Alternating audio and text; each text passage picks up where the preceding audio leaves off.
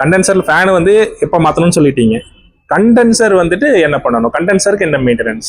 கண்டென்சருக்கு maintenance என்னன்னு கேட்டீங்கன்னா, நம்ம மழை டைம்ல ரெய்னிங் டைம்ல நம்ம எப்படினாலும் ரோட்ல எல்லாம் போகும்போது அந்த டஸ்ட் சேர் எல்லாம் வரும். ஓகேண்ணா. அது வந்து கண்டென்சர்ல கோரங்கள்ல எல்லாம் பிளாக் ஆகும். ஓகே சரிங்களா? அப்போ ஏசி போட்டோம்னா கண்டென்சர் சூடாகும், அதிகபட்ச சூடாகும். ஓகே. அப்போ அதை நம்ம வாட்டர் வாஷ் பண்ணிட்டோம்னா ஏசிக்கு நல்லது, கூலிங் எஃபெக்ட் நல்லா கிடைக்கும். வாட்டர் வாஷ்ங்கிறது நல்லா நடக்கும். அதுக்கு நீங்க என்ன பண்ணணும், பம்பரை கழட்டிட்டு ஃபோர்ஸா அடிக்க கூடாது. ஓகேண்ணா. மெதுவா பிடிச்சி விட்டோம்னா எல்லா டஸ்ட் அப்படியே இறங்கிடும். சர்வீஸ் பண்ணும்போது நல்லாவே தெரியும் அழுக்கு எப்படி இறங்குது.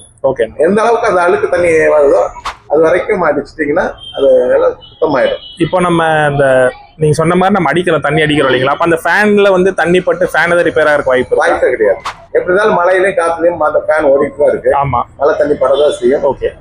எல்லாமே சீல்டு ஃபேன், அதனால தண்ணி படுறதுனால ஒன்றும் ஒரு வாட்டர் ப்ரூஃப் மாதிரி வச்சுக்கலாம் இல்லைங்களா? இல்ல, அது ஷீல்டு ஃபேன், தண்ணி உள்ள போறதுக்கு வாய்ப்பே கிடையாது.